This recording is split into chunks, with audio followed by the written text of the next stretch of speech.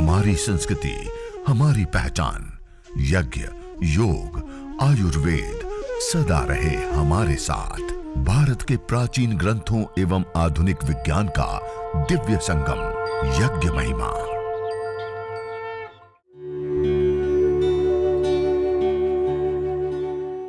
भारतीय संस्कृति में यज्ञ, योग एवं आयुर्वेद जैसी अमूल्य विद्याएं हैं, जिसका मूल है वेद। इतिहास की ओर दृष्टि डालें तो भगवान राम, भगवान कृष्ण से लेकर राजा महाराजाओं, ग्रामवासियों व अरण्यवासी ऋषियों की कुटियों तक नित्य व नैमित्तिक यज्ञों का प्रचलन देखने को मिलता है।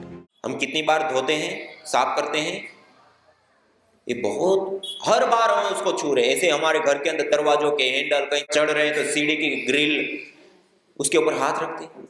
ये सारी चीजें इन्फेक्शन फैलाती है, बीमारियां फैलाती है और 2.25 करोड़ लोगों की मौत हो जाती है। और आपको जानकर के आश्चर्य होगा, ये जो हमने 5 मिनट यज्ञ किया ना, इतना सा यज्ञ करने पर ये जो धूम्र उठता है, उसको जब एनालाइज किया गया तो उसके अंदर भारी मात्रा में माइक्रोबायल एक्टिविटी देने वाले कंपोनेंट्स होते हैं। सब लोग प्राणायाम कीजिए साथ में। हाँ, प्राणायाम करेंगे तो अद्भुत लाभ मिलेगा। तो जब हम ये 5 मिनट का है तो उसके अंदर भारी मात्रा में माइक्रोबायल एक्टिविटी देने वाले कंपोनेंट्स मिलते हैं। उसको जब माइक्रोबायोलॉजी लैब के अंदर टेस्ट किया गया, अलग अलग प्रकार के बैक्टीरिया, फंगस आदि को लिया गया और उसको 5 मिनट यज्ञ का धूम्र दिया गया तो 65% से लेकर के 96% बैक्टीरिया, वायरस, फंगस आदि नष्ट हो गई। ये कितनी बड़ी बात। और उसके बाद अलग अलग नैनो पार्टिकल्स के ऊपर भी परीक्षण हुए, होटलों में भी प्रयोग हुए, जहां लोग ठहरते हैं, चले जाते हैं, वैसे स्थान पे यदि इतना छोटा सा यज्ञ करते हैं, अपने घर के अंदर इतना छोटा सा यज्ञ करते हैं, तो जो ये 2.25 करोड़ लोगों की जान बैक्टीरिया, वायरस, फंगस के कारण जाती है, उसको भी हम बचा सकते हैं और अपने पूरे परिवार को माइक्रोबायोलॉजिकल प्रदूषण से बचा सकते हैं, इतना 5 मिनट का यज्ञ करके। इतना बड़ा ताकतवर होता है, बैक्टीरिया, वायरस, फंगस से हमें बचाता है। इसी प्रकार से यज्ञ करने पर ये जो ऑर्गेनिक मॉलिक्यूल्स वायुमंडल के अंदर आते हैं, तो इससे जो रेडिएशन होते हैं, इलेक्ट्रोमैग्नेटिक रेडिएशन, एटॉमिक रेडिएशन, उसकी रेंज भी खत्म होती है, दूर होती है और उससे भी हमारा और हमारे पूरे परिवार का बचाव हो जाता है। इतना यज्ञ करने पर रेडिएशन से भी बचाव होता है।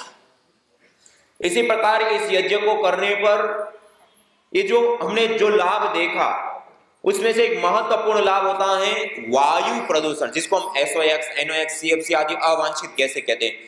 इसके अंदर एथिलीन ऑक्साइड, प्रोपिलीन ऑक्साइड आदि कुछ महत्वपूर्ण गैसें बनती है। वो जब वायु के अंदर आती हैं, एक फोटोकेमिकल प्रोसेस चलते हैं, दोनों गैस आपस में मिलने पर उसके बॉन्ड टूटते हैं, बनते हैं और उसके परिणाम स्वरूप जो हानिकारक जहरीली गैसें होती हैं वो भी न्यूट्रलाइज हो जाती हैं, खत्म हो जाती हैं, दूर हो जाती हैं।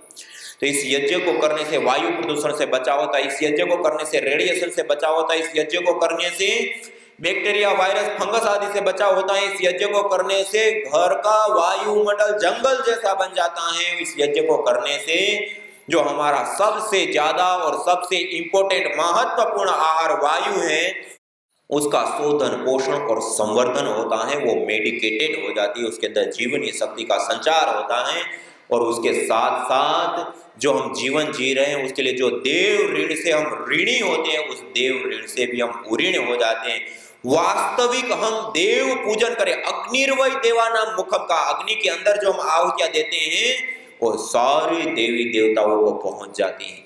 आज हम बहुत अच्छे अच्छे लड्डू, अच्छे अच्छे प्रसाद बनाते हैं, भगवान को धरते हैं और फिर कौन खा जाते हैं? कौन खाते हैं? खुद खा जाते हैं।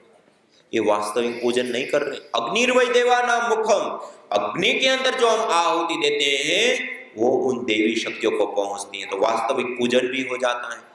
उसके साथ साथ कहा सत्याः सन्तु यजमानस्य कामा, इष्ट काम दुख, सर्व काम दुख। जो यजमान यज्ञ करता है उसकी सारी प्रकार की मनोकामनाएं भी पूर्ण होती हैं, सारी उनके जीवन में आने वाली बाधाएं, आने वाले अशुभ, दुख, दरिद्रताएं, अज्ञान, अभाव भी इस यज्ञ को करने से दूर होते। और यहां तक बता दिया, येन सदनुष्ठानेन संपूर्ण विश्वम कल्याणम भवेद, आध्यात्मिक, आदि दैविक, आदि भौतिक ताप त्रयोन उन्मूलनम सुकरम स्यात् तद यज्ञ पदा विधेयम।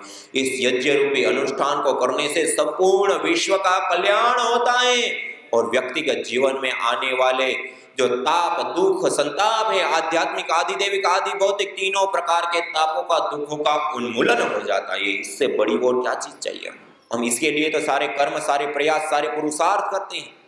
ये चीज सहज रूप से हमें इस यज्ञ को, इस हवन को, इस अग्निहोत्र को करने पर प्राप्त होती है। इसी प्रकार मनोकामना की पूर्ति, देव पूजन, ईश्वर की आराधना और उसके साथ साथ एक सबसे बड़ी उपलब्धि होती है पुण्यों की प्राप्ति। आज हमारा जो भी जीवन है वो पुण्यों के आधार पे हमें जाति, आयु और भोग मिलता है। और आज हम जैसे पुण्य प्राप्त करते हैं, इसी आधार पे हम आगे आने वाले जन्म जन्मांतरों को प्राप्त करते हैं। उसमें सुख, दुख, दरिद्रता, अमीर, ये गरीबी, ये सारी चीजें हम प्राप्त करते हैं। और यह यज्ञ करके हम अथाह अथाह पुण्य को प्राप्त करते। मनुष्य होकर के हमें देवीय कर्म करने का अवसर प्राप्त हुआ है। और इस यज्ञ को जो यजमान प्रतिदिन करता है, वो यजमान मनुष्य से देव हो जाता है। इतना दान कर देता है, इतना पुण्य कमा लेता है, देवत्व से युक्त होता है। और आध्यात्मिक जीवन में मानवीय चेतना का उत्कर्ष कर हमें अति मानस चेतना की ओर अग्रसर करता है। ये एक आध्यात्मिक साधना है। मानवीय चेतना का उत्कर्ष करने के लिए, मन को सत्व से युक्त करने के लिए, मन को उच्च चेतना से युक्त करने के लिए ये एक अनुष्ठान है आध्यात्मिक जीवन के पोषण के लिए।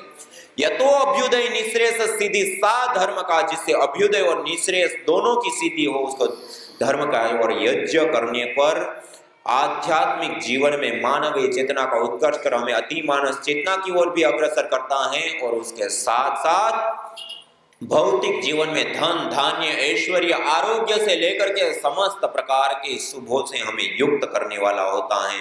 और पंचभूतात्मा के अध्यय से लेकर के पंचभूतात्मा के संपूर्ण ब्रह्मांड में, इस पर्यावरण में स्वास्थ्य और संतुलन कायम करने की भी सबसे बड़ी विधा और विद्या है यज्ञ।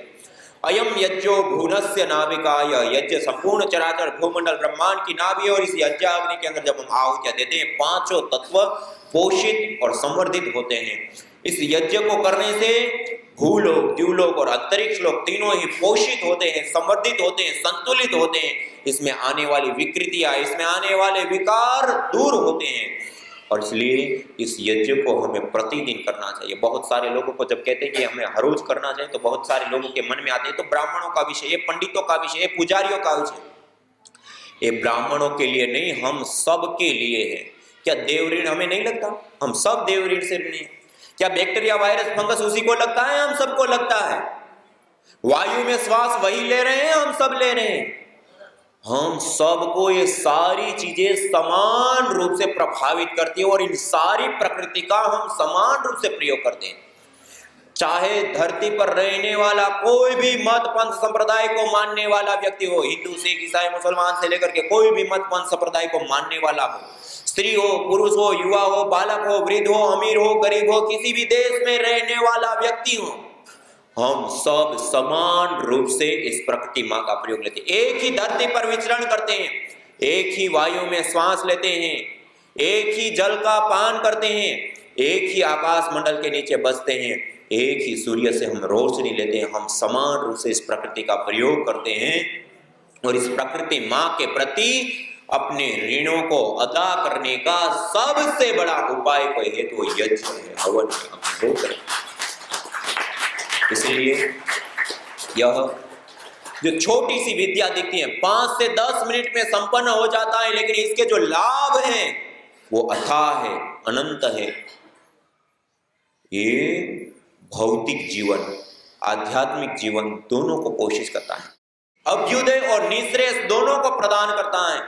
दृष्ट अदृष्ट दोनों ही लाभ मिलते हैं।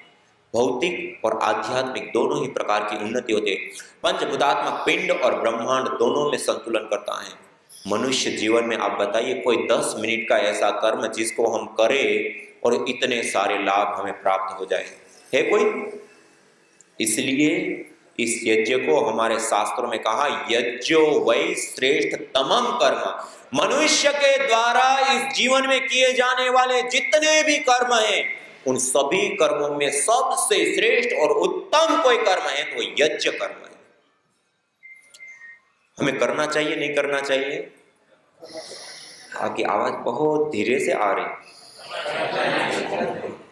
5-10 मिनट की बात है, इतना करने पर इतने सारे लाभ होते हैं। क्या आप करेंगे? कितने लोग करेंगे? सब लोग करेंगे?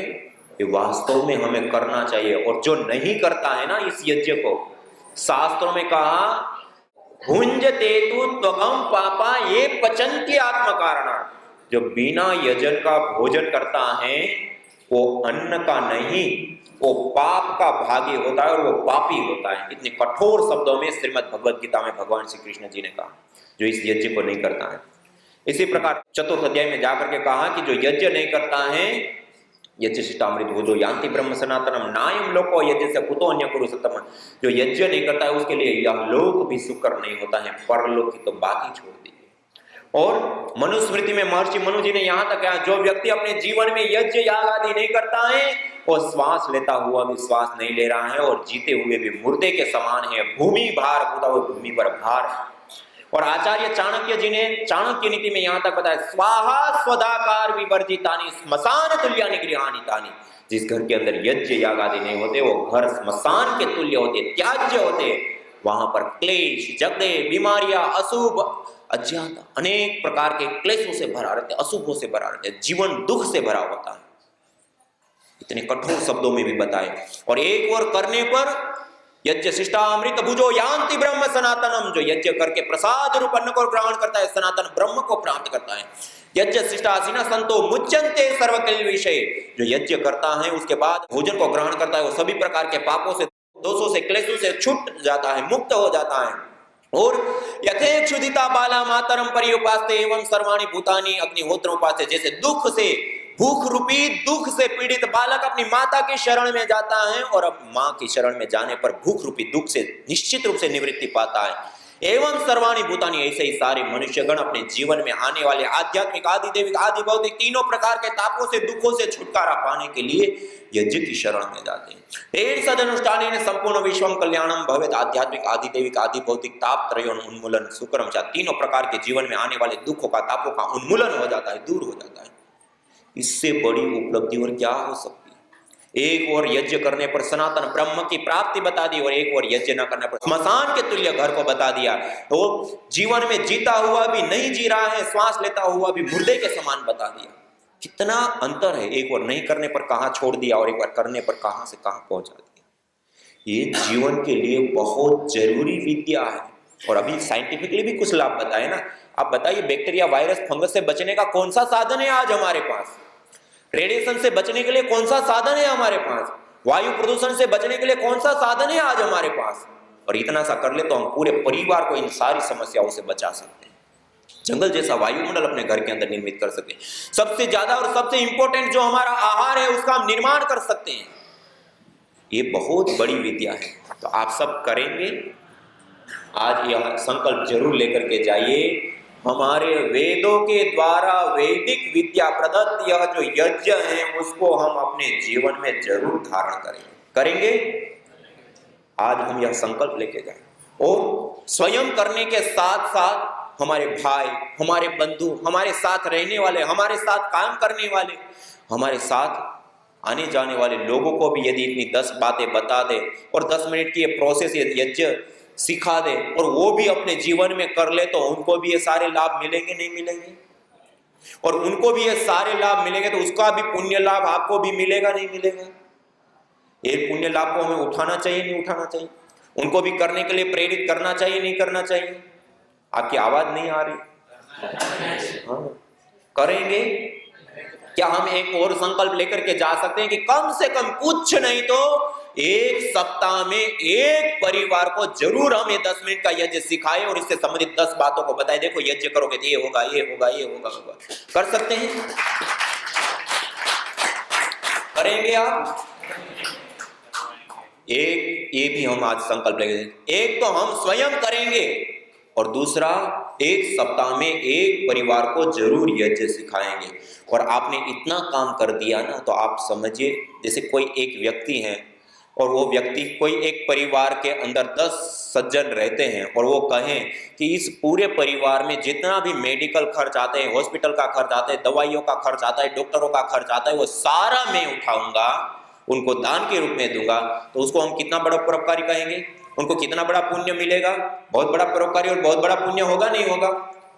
हम उनके घर के अंदर, किसी घर के अंदर हमने इतना यज्ञ सिखा दिया, तो वो तो व्यक्ति बीमारी आने के बाद उसका उपचार दे रहा है, ये यज्ञ करा दिया तो बीमारी आने से पहले ही पूरे परिवार को बचा दिया आपने। और उसके साथ साथ ये जो साइड बेनिफिट, देव पूजन से लेकर के अनेक प्रकार की चीजें हैं, उन सारी चीजों का भी उनको लाभ होगा। तो आप विचार कीजिए उसका कितना बड़ा पुण्य होगा। ये पुण्य के हम भागी बनते हैं, बनेंगे आप सब। तो आज हम एक संकल्प, पहले हम कुछ भी नहीं आता है तो गायत्री मंत्र तो आता है, गायत्री मंत्र आता है सबको, इसी से ही 11 आहुति देकर के कर लीजिए। देव यज्ञ की कुछ आहुतियां, 4 आहुति होती, वो सीख लीजिए, सरल है, आसान है। इतना सा कर लिया और दूसरा दोनों को सिखा दिया। ये 2 संकल्प लेकर के आज हम जाएंगे। और आज आनंद आया, नहीं आया? आया ना? क्या हम एक और संकल्प लेके जा सकते हैं कि हम इस यज्ञ को एक अभियान की तरह ले? इतने सारे लाभ, हमारी संस्कृति की धरोहर, विरासत, साइंटिफिकली भी देखो, शास्त्र में भी देखो, और प्रैक्टिकली जिन्होंने अपनाया उन्होंने भी पाया। इसको हम जन जन तक, घर घर तक पहुंचाने के लिए एक अभियान की तरह ले सकते हैं। हाँ, सबको बताएंगे। सब पर्यावरण, आज रेडिएशन से, आज बैक्टीरिया, वायरस, फंगस से आज भी लोग मास्क लगा करके घूम रहे हैं, कितना डरे हुए हैं। इन सब से हम बचा सकते हैं। तो क्या हम एक और संकल्प लेकर के जा सकते हैं कि हम हर 3 महीने या 6 महीने में अपने घर के अंदर, तो हर रोज हमें करना है, और प्रत्येक रविवार हम सब सुबह में एक साथ 7 बजे, फिक्स, हर रविवार छुट्टी का दिन होता है, 7 बजे सब साथ में मिलकर के एक साथ यज्ञ करें। और हर 3 से 6 महीने में एक बार सब अपने घर से हवन कुंड से लेकर के सारी चीज हम लेकर के आए, और एक साथ एक जगह पर सब साथ में बैठ करके एक बड़ा यज्ञ महोत्सव मनाए, कर सकते हैं। तो ऐसा भी आज हम संकल्प लेकर के जाएंगे और इसको एक अभियान की तरह लोगों को बताएं, प्रेरित करें। और देखिए आज इतनी शांतिपूर्वक हम इस यज्ञ को कर पाए, इतनी सारी बातों को जान पाए, इस देवीय कर्म, ईश्वरीय कर्म को हम कर पाए। तो यहाँ पर जो हमारे कार्यकर्ता, योग योद्धा भाई बहन है, जिनके संकल्प से, जिनके तब पुरुषार्थ से ये सारी व्यवस्था, ये सारी चीजें हुई, एक बार क्या हम भी उनके प्रति अपनी कृतज्ञता ज्ञापित कर सकते हैं? आइए जोरदार ध्वनि से हम उनके प्रति अपनी कृतज्ञता ज्ञापित करें कि उनके तप, उनके पुरुषार्थ, उनके संकल्प के कारण आज हम सब यहाँ बैठ करके यहाँ देवीय कर्म यज्ञ को कर पाए। सत्कार करते हैं, उनको नमन वंदन करते हैं, उनको प्रणाम करते हैं, उनके प्रति सत्कार करते हैं। और इसी के साथ मैं अपनी वाणी को विराम देते हुए ओम शांति शांति शांति। न होता प्रदूषण और रोगों का वार, करते यदि यज्ञ योग पेड़ पौधों का विस्तार, यज्ञ योग पेड़ पौधों का विस्तार। यज्ञ शिष्टा सिनः संतो मुच्यन्ते सर्वकिल्बिषैः, भुञ्जते ते त्वघं पापा ये पचन्त्यात्मकारण। अर्थात जो यज्ञ शेष बचे हुए अन्न का पान करते हैं, प्रसाद को प्राप्त करते हैं, प्रसाद को ग्रहण करते हैं, वह मुच्यन्ते सर्वकिल्बिषैः, सभी प्रकार के पापों से, दोषों से मुक्त हो जाते हैं। भुञ्जते तु त्वघं पापा ये पचन्ति आत्मकारणा, जो केवल अपने पेट की आपूर्ति के लिए अन्न को पकाते हैं, वह अन्न नहीं अपितु पापी लोग पाप का भोग कर रहे हैं।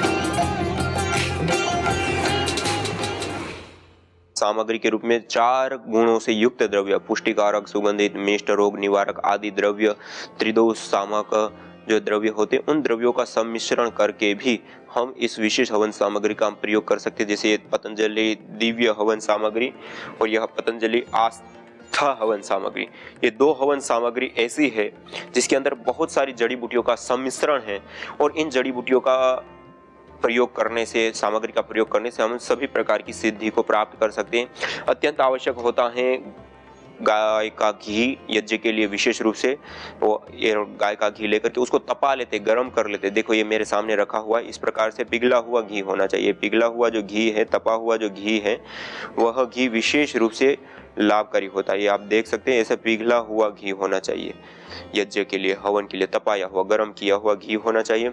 और यदि ये सामग्री आपके पास नहीं है तो हर घर में चावल तो रहता ही है, ये चावल का आप प्रयोग ले सकते हैं। चावल त्रिदोष सामक आयुर्वेद ग्रंथों में बताए गए हैं और अक्षत के माध्यम से हमारे शास्त्रों में यज्ञ करने की बहुत बड़ा विधान और जगह जगह पे इसका वर्णन मिलता है कि हम चावल के माध्यम से हवन करें। या सामग्री दूसरी भी बनाते तो उसके अंदर भी अभिन्न हिस्सा होता है यह चावल का, अक्षत होने चाहिए, टूटे हुए ना हो। दूसरा, यह काले तिल है मेरे पास रखे हुए। ये काले तिल के अंदर भी भरपूर मात्रा में अलग अलग गुण पाए जाते हैं। इन काले तिलों का प्रयोग हम यज्ञ में अवश्य करें। इसकी एक सुरभि, एक सुगंधी भी विशेष प्रकार की होती है। इसके अंदर एक विशेष तेल भी पाया जाता है, वह तेल भी संयोग वाह के रूप में भी कार्य करता है। जैसे आयुर्वेद में गाय का घृत, शहद और तिल का तेल, इन सबको संयोग वाह के रूप में देखा गया है। जिस चीज के साथ आप मिला देते हैं उनके गुणों को भी कई गुना बढ़ाते हैं और अपने गुणों को भी खोते नहीं है। और ये काले तिल से हवन करने के लिए हमारे शास्त्रों में काफी वर्णन मिलता है कि खाली तिल से भी हम हवन कर सकते हैं। और इसी प्रकार से यह मेरे पास मिश्री रखी हुई है, इस मिश्री का भी प्रयोग हम विशेष रूप से कर सकते हैं। ये मिष्ट पदार्थ के अंदर इसकी जगह पे गुड़ है तो और अच्छा है, गुड़ का प्रयोग ले सकते हैं। मिश्री है, खांड है, या और भी जो मीठे पदार्थ प्राप्त होते हैं और छुआरे आदि से लेकर के जो अलग अलग द्रव्य होते हैं तो उनको भी हम थोड़ी सी मात्रा में मिला सकते हैं। लेकिन यदि अपने पास मिश्री, खांड, बूरा जिसको बोलते हैं, या फिर जो भी मीठे द्रव्य होते हैं, थोड़ा सा मीठा द्रव्य भी हम इसके साथ मिला देते हैं तो और ज़्यादा विशेष करके लाभकारी और उपयोगी होता है। और यह मेरे सामने रखा है गुग्गुल, एक विशेष औषधि के रूप में यह देखा गया है।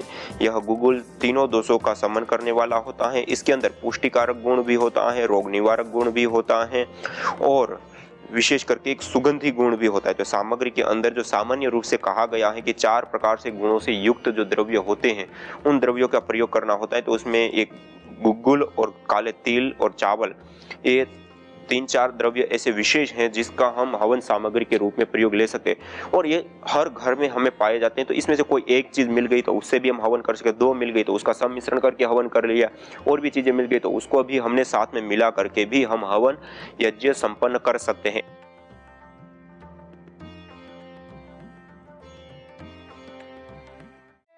यज्ञ भारतीय संस्कृति की मुकुट मणि है, प्रतीक है, मूल है। मानव जीवन के हर पहलू के साथ यज्ञ जुड़ा हुआ है, चाहे वह संस्कार, चाहे पूजा पाठ, या फिर पर्व से लेकर हर शुभ अशुभ अवसरों में भी यज्ञ करने की सार्वभौमिक, वैज्ञानिक एवं पंथ निरपेक्ष पावनी परंपरा रही है। आइए हम संकल्प लें, संसार के श्रेष्ठतम कर्म यज्ञ को अपनाएं। पिंड और ब्रह्मांड में संतुलन कायम करने वाले यज्ञ को अपने जीवन का अभिन्न अंग बनाएं एवं प्रकृति मां के प्रति अपने ऋणों को अदा करें। विश्व स्वास्थ्य का एक नारा, यज्ञ से होगा जग उजियारा।